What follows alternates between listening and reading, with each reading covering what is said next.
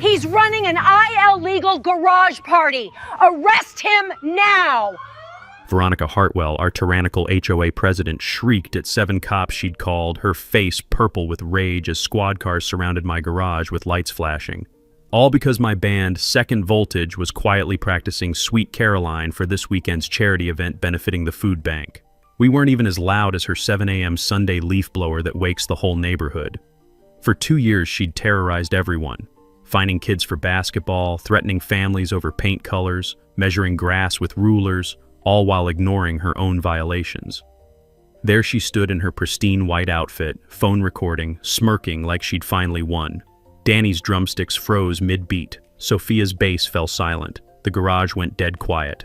She had no idea that in exactly 10 minutes when she met the entire precinct, they wouldn't be there to arrest me.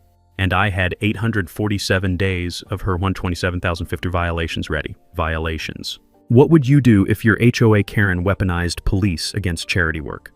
Marcus Delacroix, 45, recently divorced electrician who'd moved back to his childhood home 6 months ago after his marriage fell apart. The 1960s ranch house on Maple Street came with painful memories, but also hope. His grandmother's place had always been his sanctuary.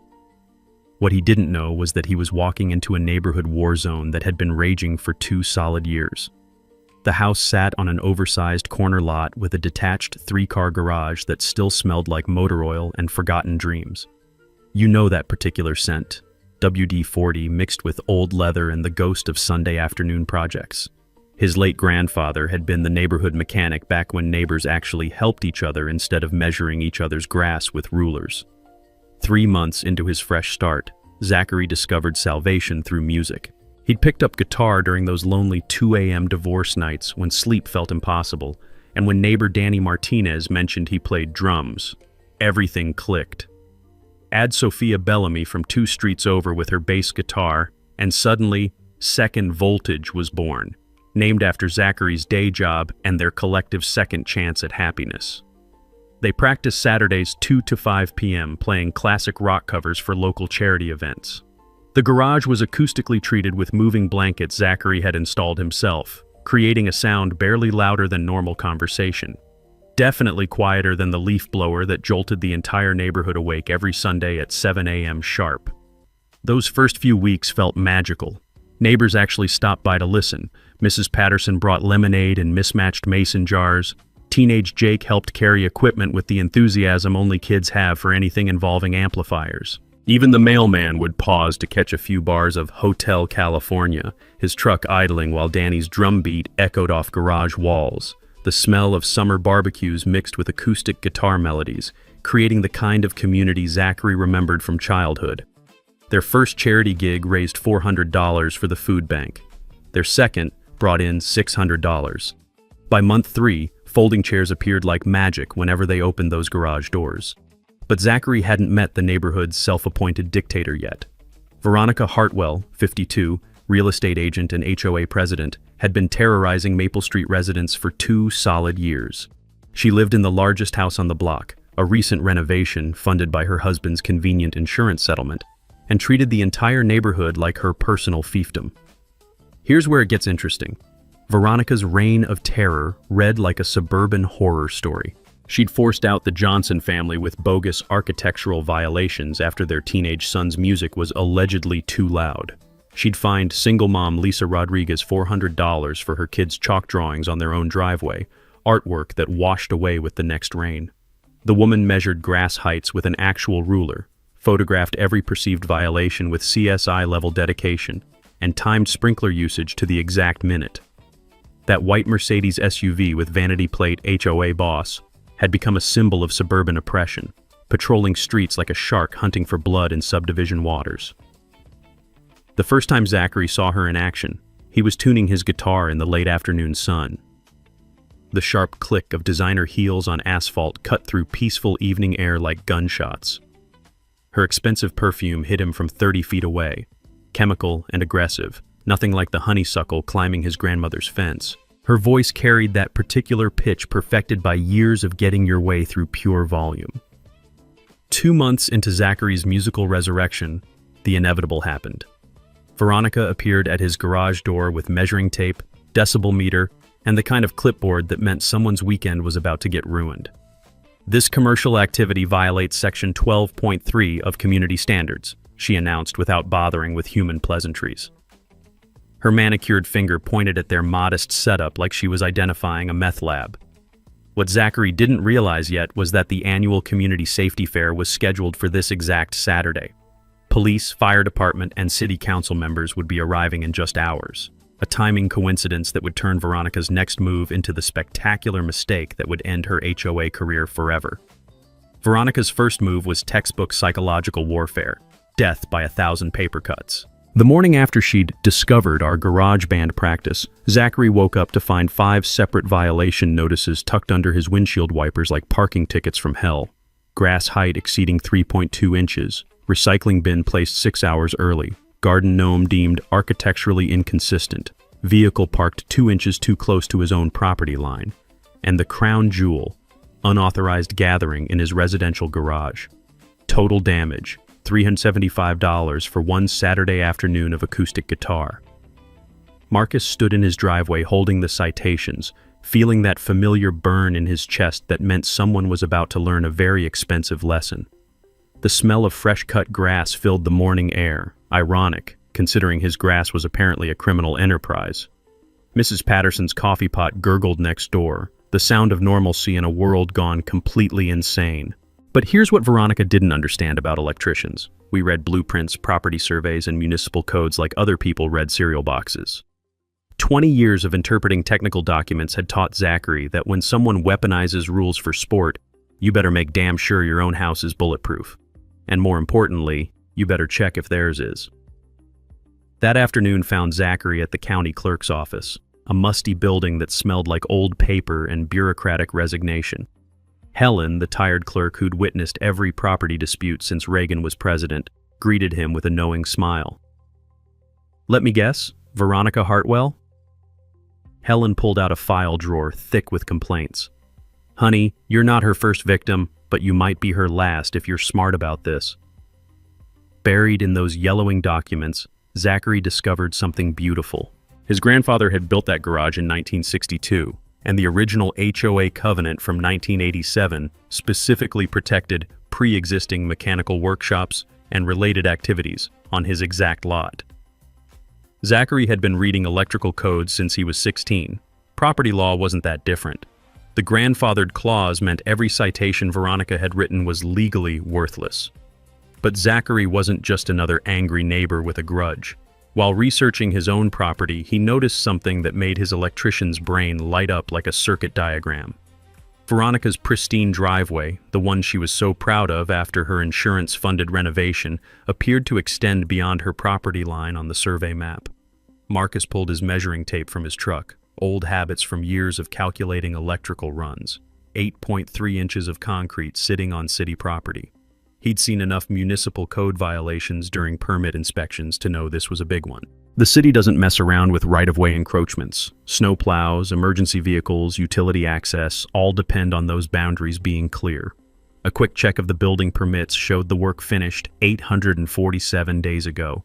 Municipal code was crystal clear, $150 per day until corrected. Zachary did the math twice, then a third time just to savor it. $127,050 in accumulated fines, plus removal costs, plus the delicious irony of watching someone who weaponized violations get buried under the biggest violation in town history. The next 3 days felt like Christmas morning stretched into a long weekend. Zachary documented everything with his phone camera, the shutter clicks sounding like ammunition being loaded. The concrete was definitely over the line, no question, no argument, no wiggle room for Veronica's usual intimidation tactics. Meanwhile, her harassment campaign intensified. Danny mentioned Veronica had suggested at the grocery store that he find more appropriate musical outlets. Sophia received a formal letter questioning whether her frequent visits violated guest parking restrictions. Classic bully behavior. Isolate the target by terrorizing their support system. But Zachary had learned something about bullies during his divorce proceedings. They're only powerful when you don't know the rules better than they do. On Thursday evening, he filed his formal appeal with the HOA board, citing grandfathered status and requesting a public hearing. He also slipped a quiet information request to the city planning department about potential right-of-way violations in the Maple Street area. The beautiful thing about bureaucracy is that once you file the right paperwork, the machine starts grinding whether Veronica likes it or not. Friday afternoon brought the perfect setup. Zachary was in his garage tuning his guitar when Veronica's Mercedes cruised past for the fourth time that day. Apparently, surveillance was her new hobby. Tomorrow was Saturday. Tomorrow was band practice. Tomorrow was also the community safety fair, which meant every cop, firefighter, and city official in town would be within 3 blocks when karma finally came knocking. The smell of approaching rain mixed with honeysuckle as Zachary checked his amplifier settings one last time. Storm clouds were gathering on multiple fronts, and Veronica had no idea she was standing in the worst possible place when lightning was about to strike.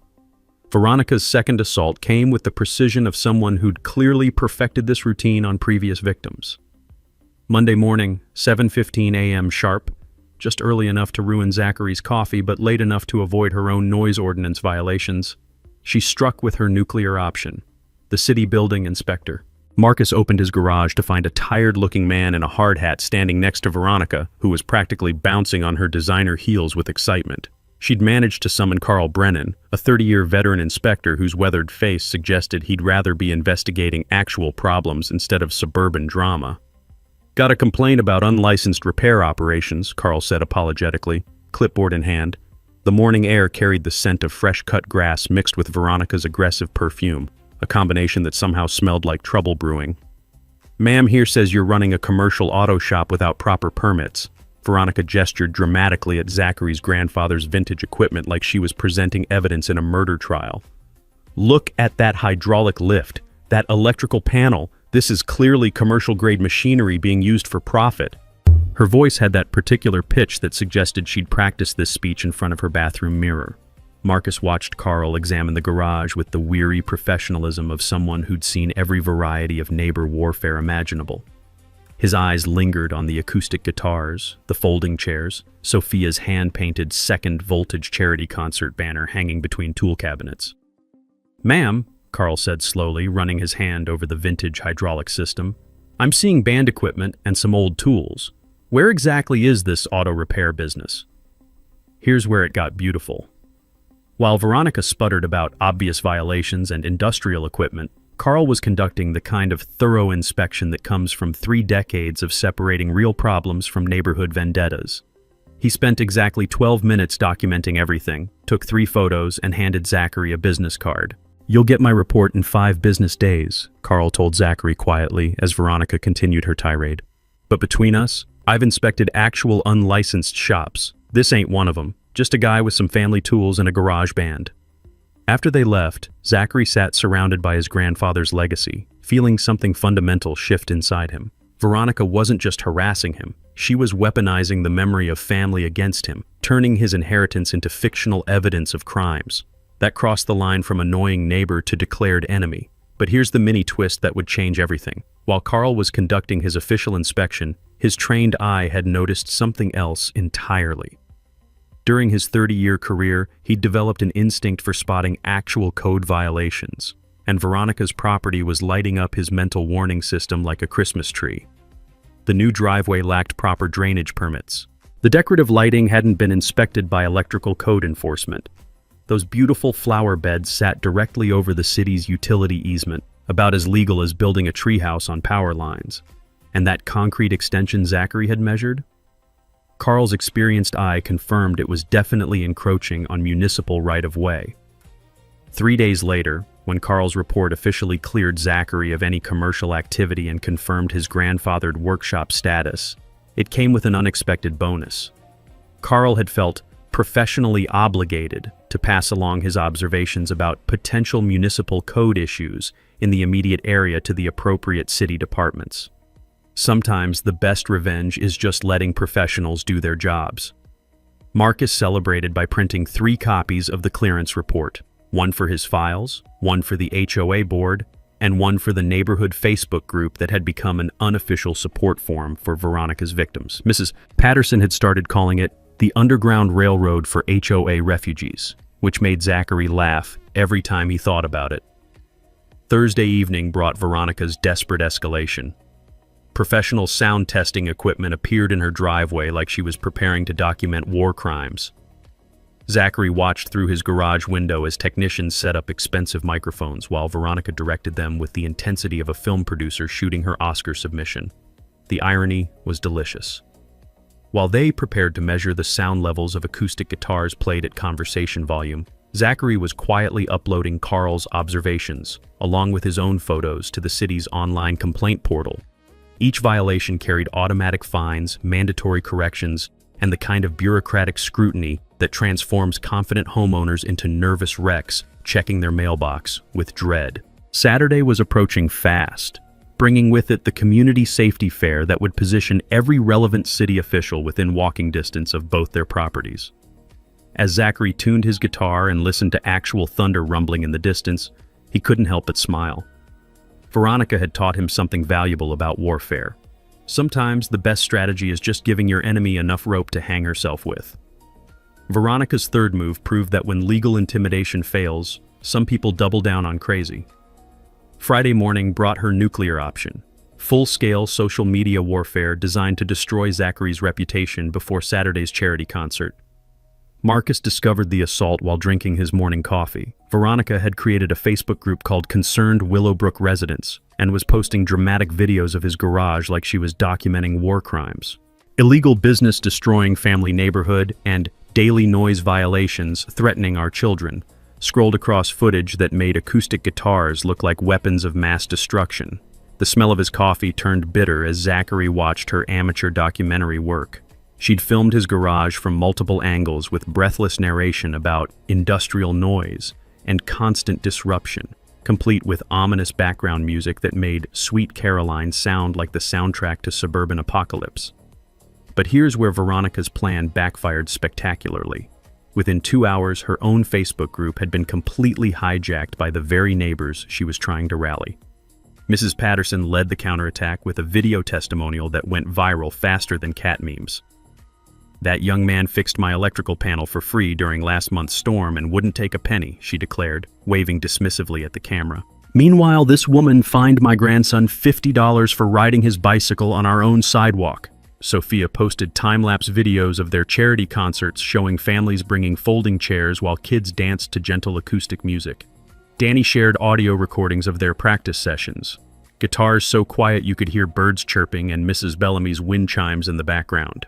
The Facebook group designed to destroy Zachary had become a community rally featuring testimonials that read like character references for neighborhood sainthood. Meanwhile, Zachary had been conducting his own investigation, and what he'd discovered was about to make Veronica's social media drama look like child's play. While she filmed conspiracy documentaries, Zachary had been digging through insurance claims and contractor receipts, guided by 20 years of experience spotting electrical code violations and fraudulent work orders. Veronica's insurance-funded renovation was a masterpiece of creative accounting. The claim listed $89,000 in storm damage, but actual contractor receipts showed $51,000 in legitimate work. The missing $38,000 had been allocated to mysterious landscaping and drainage improvements that existed only on paper. Marcus had encountered insurance fraud during his apprenticeship when a contractor tried billing phantom electrical work. Insurance companies investigate discrepancies like bloodhounds following a scent trail, and $38,000 worth of fictional landscaping would trigger the kind of investigation that ruins careers and sometimes involves handcuffs. But the mini twist that sealed Veronica's fate came from the most unexpected source, her own property maintenance records. While researching municipal permits, Zachary discovered that Veronica had filed complaints about her neighbor's landscaping, affecting drainage on her property. The irony was beautiful. She'd officially documented that her expensive drainage improvements weren't working, essentially admitting that the $38,000 insurance claim was either incompetent or fraudulent. Wednesday brought the sound of Veronica's world cracking apart. Zachary heard her screaming phone conversation through his open garage door, something about lawyers and frivolous city harassment and illegal investigations. The city had responded to multiple citizen complaints with the kind of thorough investigation that transforms confident homeowners into people who jump every time the doorbell rings. Thursday evening delivered the perfect preview of Saturday's chaos. Veronica had escalated to hiring private security to monitor Zachary's illegal activities, because apparently acoustic guitars now required armed surveillance. The guard, a tired-looking guy in an ill-fitting uniform, sat in his car outside Zachary's house with all the enthusiasm of someone being paid minimum wage to watch paint dry. Marcus waved cheerfully while carrying his guitar case, earning a confused wave back. The poor guy had no idea he was documenting charity work for hungry families. The irony was so thick it was practically edible. Veronica was spending more money on surveillance than Second Voltage had raised for the food bank. But Zachary's masterstroke was already in motion. While Veronica hired private investigators to watch him practice Amazing Grace, Zachary had filed his comprehensive complaint with city code enforcement. The complaint included photos, measurements, permit discrepancies, and insurance documentation that would be processed first thing Saturday morning. Perfect timing for the community safety fair. As Zachary checked his guitar tuning one final time, he could smell rain approaching on the evening breeze. The air felt electric with more than just approaching storms. Tomorrow would bring the convergence of every city official within 3 blocks of both their properties, and Veronica had systematically destroyed any credibility she might have had with her social media meltdown. The war had escalated beyond anything she could control, and Zachary held all the cards she didn't even know were in play. Saturday morning arrived with the kind of crisp autumn air that promised either triumph or disaster, and Zachary wasn't sure which side of that equation he'd land on. He was loading his guitar case when Mrs. Patterson appeared at his garage door, clutching her coffee mug and wearing the expression of someone bursting with secrets. "Marcus, honey, you need to know what's happening," she said, glancing around like they were discussing state secrets. "My friend Helen from the county clerk's office called me last night. The city opened 3 separate investigations yesterday, all involving our dear Veronica." The smell of Mrs. Patterson's vanilla coffee mixed with the morning scent of dew on concrete as Zachary set down his guitar case. What kind of investigations? Insurance fraud, for starters. Mrs. Patterson's eyes sparkled with the satisfaction of someone who'd watched karma finally show up to work. Apparently someone, and Helen wouldn't say who, filed a complaint with documentation showing Veronica claimed $89,000 from insurance, but only did $51,000 worth of actual work. Marcus felt his electrician's brain calculating the implications. That missing $38,000 wasn't just creative accounting. It was felony fraud territory. "But wait, there's more," Mrs. Patterson continued, clearly enjoying her role as neighborhood intelligence officer. "The state real estate board got wind that she's been using HOA violations as marketing tools. Every citation she writes creates a 15% property value premium she can advertise to buyers." The pieces clicked together in Zachary's mind like a circuit diagram finally making sense. Veronica hadn't been enforcing rules. She'd been manufacturing violations to boost her real estate commissions. Every family she'd terrorized was essentially a marketing expense for her business. "Helen said that's a massive conflict of interest violation," Mrs. Patterson explained. "Board members can't profit from their enforcement actions. Every fine she's issued in 2 years could be thrown out." Marcus leaned against his workbench, surrounded by his grandfather's tools and the weight of revelation. Mrs. Patterson's information meant every neighbor Veronica had bullied, Lisa Rodriguez, the Johnson family, probably dozens of others, had been victimized by someone who was literally profiting from their misery. "When does this become public?" Zachary asked. Mrs. Patterson checked her watch with theatrical precision. "City Council's holding an emergency meeting this afternoon at 2 p.m. And get this, they're meeting at the Community Safety Fair Pavilion since all the officials will already be here." Through his garage door, Zachary could see early setup beginning 3 blocks away. Police cars, fire trucks, city vehicles positioning for the afternoon event that would bring every relevant authority figure within walking distance of both their properties. The timing was absolutely perfect. While Veronica had been playing social media warrior and hiring private security, the entire municipal system had been quietly building a case that would not only end her HOA dictatorship, but potentially send her to prison. Insurance fraud carried serious jail time. Real estate license violations meant career destruction. And all those illegal citations, every family she'd targeted would have grounds to sue her personally. Marcus thought about chalk drawings being fined $400, about bird feeders becoming violations, about his own garage being treated like a criminal enterprise. The scope of Veronica's systematic abuse was finally coming to light, but Zachary had one more card to play. While the city investigated insurance fraud and the state reviewed real estate violations, he still held documentation of her $127,050 municipal code violation. Perfect timing to add property line encroachment to her growing list of legal problems. As he picked up his guitar case and inhaled the approaching storm clouds, Zachary realized something beautiful. He hadn't just been defending his garage band. He'd accidentally exposed years of neighborhood corruption that was about to collapse in the most public way possible.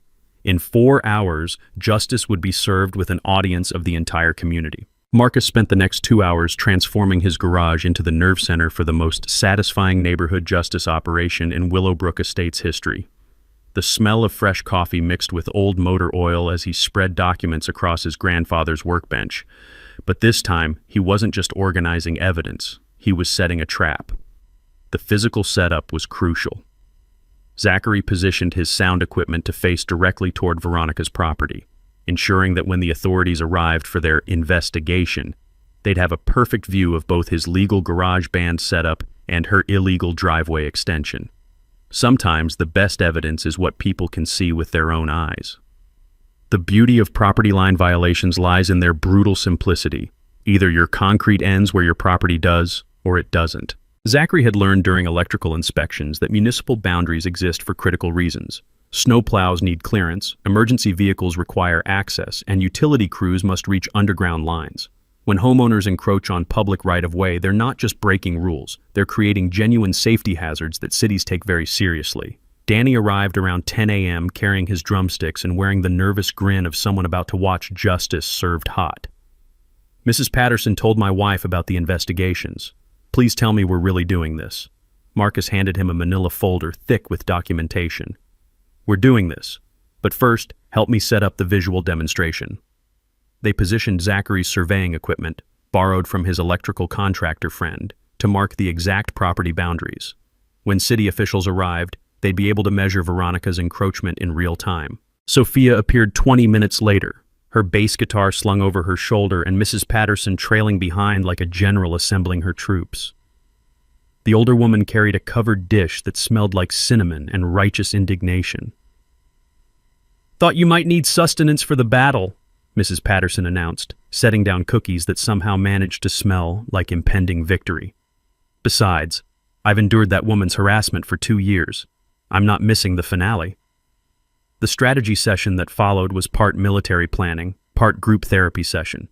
Sophia had compiled testimonials from 12 different families Veronica had terrorized, a documented pattern of abuse that would make any city council member uncomfortable. The stories shared a common theme: systematic targeting of working families, elderly residents, and single parents who couldn't afford legal challenges.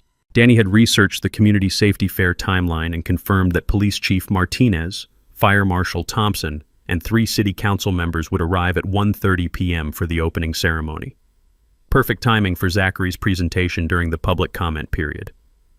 "Here's our ace in the hole," Zachary explained, showing them photos of Veronica's driveway extension. While she's been measuring everyone else's grass with rulers, her own property has been illegally occupying city land for 847 days. The math is simple. $150 daily fine times 847 days equals $127,050 in accumulated violations.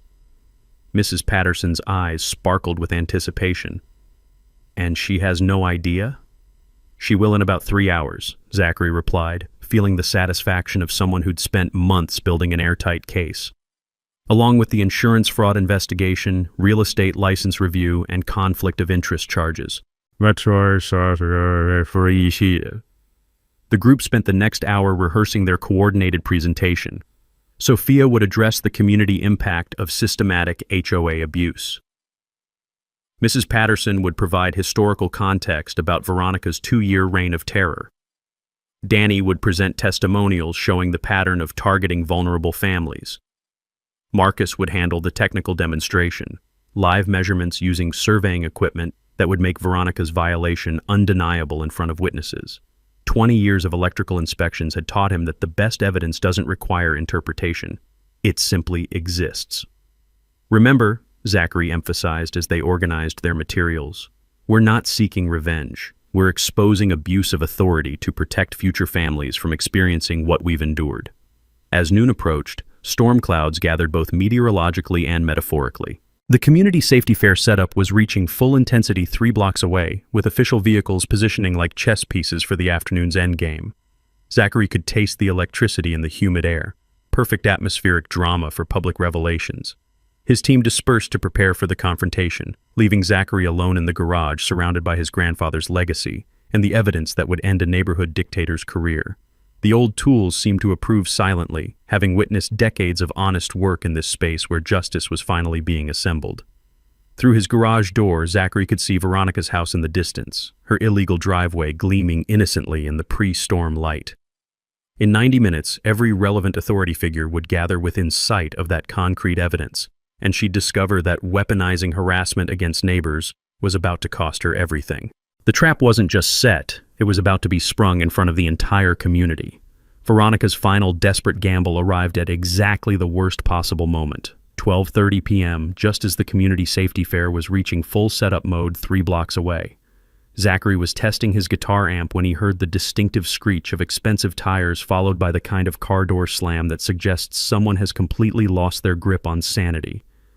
Through his garage window, Zachary watched Veronica storm up his driveway, clutching a legal briefcase like a weapon, and wearing the expression of someone who'd decided to burn down the village to save it. "Marcus Delacroix!" she shrieked, her voice cutting through the peaceful Saturday afternoon like a chainsaw through silk. "You are hereby served with an emergency restraining order. This harassment ends now." The smell of approaching storm mixed with her panic sweat as she thrust a manila envelope at him with shaking hands. Zachary accepted the papers with the steady calm of someone who'd been expecting exactly this move, though the timing was more desperate than he'd anticipated. Emergency injunction request. Filed at 11:15 a.m. Veronica was claiming Zachary had engaged in systematic stalking, property surveillance, and coordinated harassment, requiring immediate judicial intervention. She wanted a court order preventing him from attending any public community events, specifically today's safety fair. The legal strategy was actually brilliant in its desperation. No Zachary at safety fair meant no public presentation of evidence. No public presentation meant her violations might escape community scrutiny. No community scrutiny meant she might survive the insurance fraud investigation with her reputation intact. But Zachary had learned something about legal warfare during his divorce proceedings. Desperate people make critical mistakes when they're running out of time. "Interesting timing, Veronica," Zachary said, pulling out his phone to photograph the restraining order. "Filing emergency legal paperwork 2 hours before a community event you know I'm planning to attend. Almost like you're trying to silence public participation in civic proceedings." Veronica's triumphant smirk wavered slightly. "You've been stalking me, taking photographs of my property. That's criminal harassment." "Photographing municipal code violations from public sidewalks," Zachary corrected with electrical contractor precision. "Researching public records available to any citizen. Documenting systematic HOA abuse affecting multiple families. In legal terms, that's called civic engagement." Here's where Veronica's panic created the mini-twist that would destroy her case completely. In her desperate rush to file the restraining order, she'd included evidence of Zachary's alleged stalking, dozens of photographs she'd taken of his garage, his visitors, his daily activities, and his license plate numbers. Essentially, she'd just confessed in writing to conducting the exact surveillance behavior she was accusing Zachary of performing. Marcus couldn't suppress a small smile as he read through her filing. "Veronica, you've documented 47 photographs you took of my property as evidence that I'm stalking you. You hired private security to monitor my legal activities. You've called city departments weekly with complaints about my behavior. Who exactly is harassing whom here?" The realization hit Veronica's face like cold water.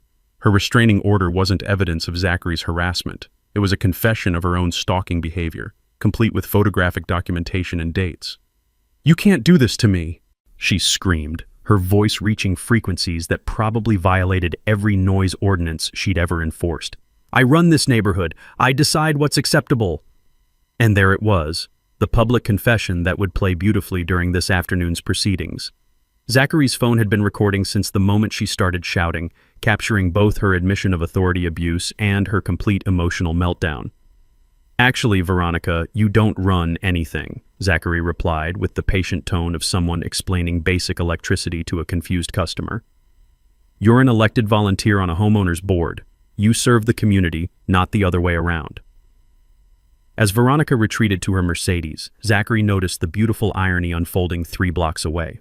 Police cars, fire trucks, and city official vehicles were positioning for the safety fair opening ceremony, creating the perfect audience for this afternoon's public accountability session. The emergency restraining order had backfired so completely that it actually strengthened Zachary's position.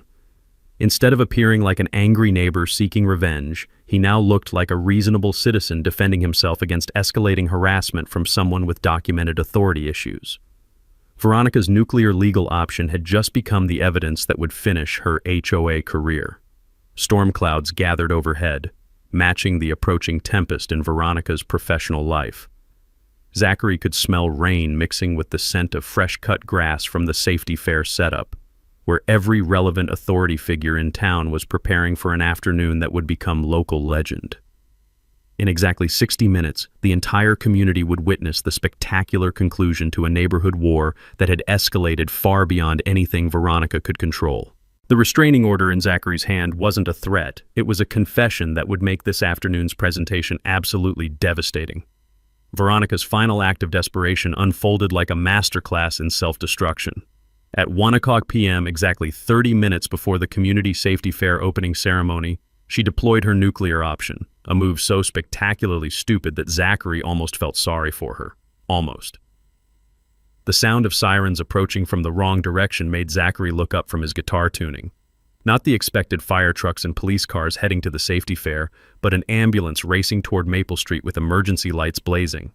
Through his garage door, Zachary watched paramedics pull into Veronica's driveway while she stood in her front yard wearing a neck brace and clutching her lower back like she'd been hit by a freight train. The performance was Academy Award worthy. Veronica limped dramatically toward the ambulance, her voice carrying across the neighborhood as she explained to the paramedics how Zachary's loud music and construction noise had caused her to fall down her front steps, resulting in serious spinal injuries that required immediate medical attention. But here's where Veronica's desperation created the most beautiful poetic justice Zachary had ever witnessed. While she was explaining her fictional injuries to increasingly skeptical paramedics, Danny's brother-in-law, Detective Ray Morrison, was pulling into Zachary's driveway, arriving for the pre-arranged meeting to discuss this afternoon's evidence presentation.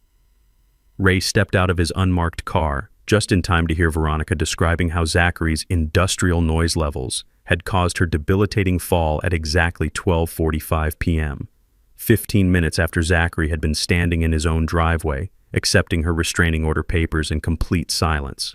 Interesting timing, Ray observed quietly, watching the ambulance scene unfold. She's claiming noise-induced injury during the exact time period when I was driving past your house. Funny thing, it was dead quiet. No music, no construction, no noise at all. Marcus felt puzzle pieces clicking into place as Ray continued.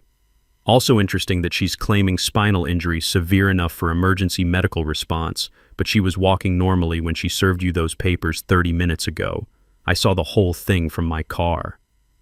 The mini twist that sealed Veronica's fate was happening in real time.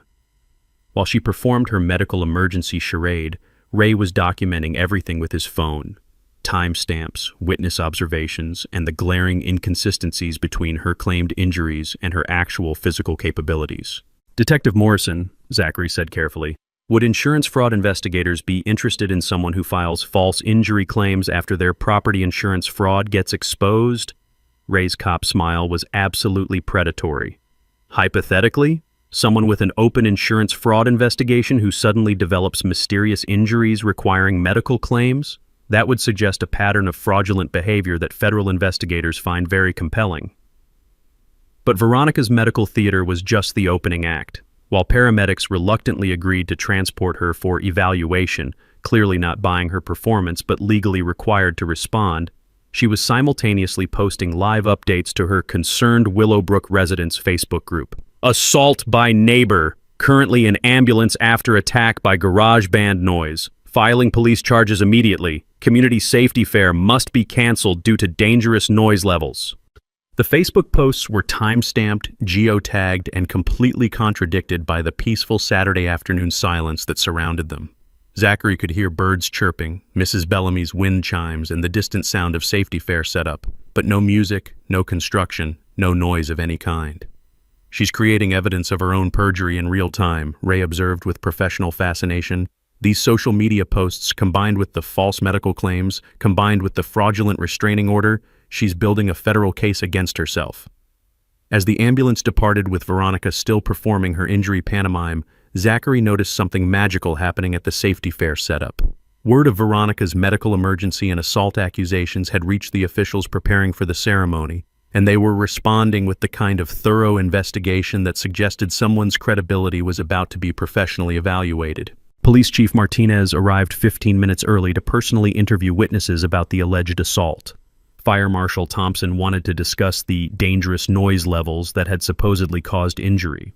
City council members were asking pointed questions about false emergency reports and their impact on city resources. Veronica's fake medical emergency had accidentally triggered the exact official scrutiny she'd been trying to avoid, bringing every authority figure directly to the scene of her violations 30 minutes ahead of schedule. "Marcus," Ray said, checking his watch, "in 20 minutes, every relevant law enforcement and city official will be gathered within sight of that illegal driveway, and now they're all personally invested in determining whether Veronica is a credible witness or a serial fabulist who wastes public resources." As storm clouds gathered overhead, Zachary plugged in his guitar for one final sound check. The approaching rain seemed appropriate for what was about to become either the most satisfying afternoon in Willowbrook Estates history or the most spectacular public humiliation ever witnessed at a community event. Based on the ambulance disappearing in the distance carrying Veronica's fictional injuries, Zachary was betting on the former. At 1:30 p.m. sharp, the community safety fair opened with the kind of perfect timing that suggested the universe had a sense of dramatic irony. Police Chief Martinez, Fire Marshal Thompson, 3 city council members, and half the neighborhood had gathered in the park pavilion just as the first raindrops began falling, creating the perfect indoor venue for the most explosive public accountability session in suburban history. Marcus walked into the pavilion carrying his guitar case and a folder thick with documentation, surrounded by Danny, Sophia, and Mrs. Patterson, who looked like a grandmother leading a revolution. The smell of fresh rain mixed with barbecue smoke from food vendors as nearly 100 neighbors took seats facing the small stage where officials were setting up microphones. Police Chief Martinez called for order, his voice carrying the authority of someone accustomed to managing difficult situations. "Before we begin our planned safety presentations, we need to address some urgent community concerns that have come to our attention this afternoon." Marcus felt his electrician's steady hands as he approached the microphone, aware that every word would either vindicate 2 years of neighborhood suffering or destroy his own credibility forever. The sound system crackled to life as he began the presentation that would become local legend. "My name is Zachary Delacroix, and I want to talk about what happens when someone weaponizes authority against their neighbors." The pavilion fell silent, except for rain pattering on the roof as Zachary pulled out his measuring tape and photos. 2 hours ago, Veronica Hartwell filed an emergency restraining order claiming I was stalking her. 1 hour ago, she called an ambulance claiming my garage band caused her serious injury. 30 minutes ago, she posted on social media demanding this safety fair be canceled due to dangerous noise levels. Marcus gestured toward the peaceful afternoon around them. "As you can hear, there is no noise. There has been no music today. There was no assault. What there has been is a systematic campaign of harassment against multiple families in our neighborhood." Chief Martinez leaned forward with professional interest. "Mr. Delacroix, you mentioned documentation?" The visual demonstration that followed was pure electrician precision. Zachary unfolded his measuring tape and walked to the pavilion's large windows overlooking Veronica's property. With Chief Martinez and Fire Marshal Thompson watching, he pointed out the exact location of her illegal driveway extension. 847 days ago, Veronica Hartwell completed a renovation that extends her concrete driveway 8.3 inches into city-owned right-of-way. Municipal Code 14.2.7 requires $150 daily fines until corrected. Zachary pulled out his phone calculator. $150 times 847 days equals $127,050 in accumulated violations.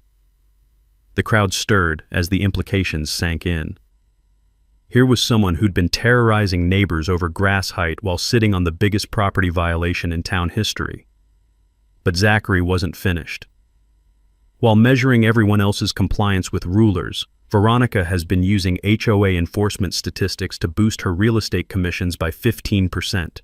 Every citation she's written directly benefits her business, a conflict of interest that invalidates 2 years of enforcement actions. City Councilman Rodriguez stood up, his face grave. "Mr. Delacroix, are you alleging systematic abuse of municipal authority for personal profit?" "I'm presenting documented evidence," Zachary replied, handing over his comprehensive folder.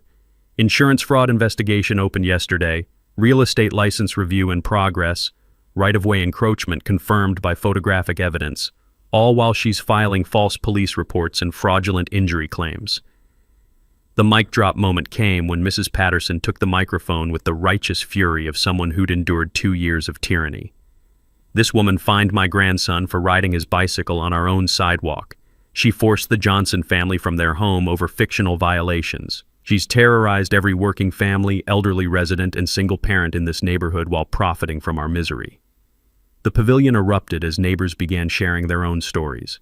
Lisa Rodriguez described $400 in fines for her children's chalk drawings. Jake's mother explained how basketball hoops became noise violations. Elderly Mr. Kim shared how bird feeders became unsanitary conditions. Chief Martinez raised his hand for silence. "Based on what we've heard today, the city will be conducting comprehensive investigations into all HOA enforcement actions over the past 24 months. We'll also be reviewing emergency response protocols to prevent abuse of city resources." Fire Marshal Thompson added, "The property line violation will be addressed immediately. Right-of-way encroachments affect emergency vehicle access. This is a serious public safety issue." As Zachary returned to his seat, rain began falling harder on the pavilion roof, creating the perfect soundtrack for justice being served. Through the windows, he could see Veronica's house in the distance, her illegal driveway now officially documented as evidence in multiple municipal investigations. The war was over. Veronica had destroyed herself so thoroughly that Zachary almost felt sorry for her. Almost.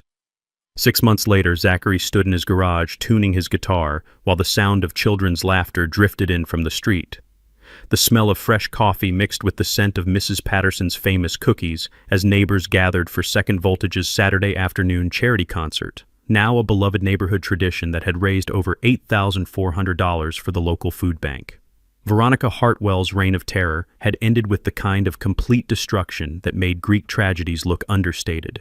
The emergency restraining order was dismissed within 24 hours, with the judge noting that her own evidence contradicted her claims. The fake injury lawsuit collapsed when security camera footage from 3 different angles showed her walking normally before and after her alleged spinal trauma. The insurance fraud conviction came first, 18 months in federal prison plus $47,000 in restitution for fictitious renovation claims. The real estate license revocation followed, ending her 20-year career in property sales. The HOA conflict of interest charges resulted in every citation she'd issued being declared invalid, triggering an avalanche of lawsuits from families seeking damages for wrongful harassment. But the $127,050 municipal violation was Zachary's personal favorite. The city had demanded immediate removal of her illegal driveway extension, plus accumulated fines, plus legal costs for forcing municipal action. Veronica's pristine concrete monument to suburban oppression was jackhammered into rubble on a Tuesday morning while the entire neighborhood watched from lawn chairs. The house went on the market 3 weeks later, selling for $89,000 below asking price after word spread about the legal troubles. Veronica moved to a small apartment across town where she couldn't measure anyone's grass or fine children for playing basketball. Marcus had transformed the neighborhood in ways that went far beyond ending one woman's dictatorship. The garage band concerts had evolved into monthly community gatherings featuring rotating local musicians, potluck dinners, and fundraising for various causes. Mrs. Patterson organized a neighborhood watch program that focused on helping elderly residents rather than citing violations. Sophia started a community garden where Veronica's surveillance cameras used to monitor property lines. The Second Voltage Music Scholarship had grown into a $12,000 annual fund supporting underprivileged kids throughout the city. 18 students had received instruments and lessons, creating a pipeline of young musicians who regularly performed at community events. Danny had quit his day job to teach drums full-time, turning his passion into a career that served the community. Marcus found personal healing through the experience in ways he hadn't expected. The garage that had once represented his grandfather's legacy now symbolized his own ability to stand up for what was right. The divorce that had driven him back to his childhood home had ultimately led him to discover a community worth fighting for. The legal victory had attracted national attention, with Zachary appearing on 3 different podcasts about HOA reform and neighborhood organizing. The story had inspired similar resistance movements in 12 different states, proving that documented evidence and persistent community organizing could defeat even the most entrenched suburban tyrants. But the real transformation was visible every Saturday afternoon when families gathered in his garage for music, food, and the kind of genuine community that Veronica had tried so hard to destroy. Children who'd been fined for chalk drawings now performed on makeshift stages. Parents who'd been terrorized over mailbox placement now organized charity drives and block parties. The garage itself had become a symbol of resistance throughout the region, with visitors stopping by to see the place where one electrician had taken down an entire corrupt HOA system using nothing but documentation, persistence, and the power of community solidarity. As Zachary plugged in his amplifier for another afternoon of music and neighbors, he reflected on what he'd learned about the nature of suburban power. Bullies only succeeded when good people stayed silent and isolated. When the community organized around shared values of fairness and mutual support, even the most entrenched authority couldn't survive public accountability. The sound of tuning guitars mixed with the chatter of neighbors setting up folding chairs as storm clouds gathered on the horizon, promising afternoon rain that would send everyone into the garage for an intimate acoustic session.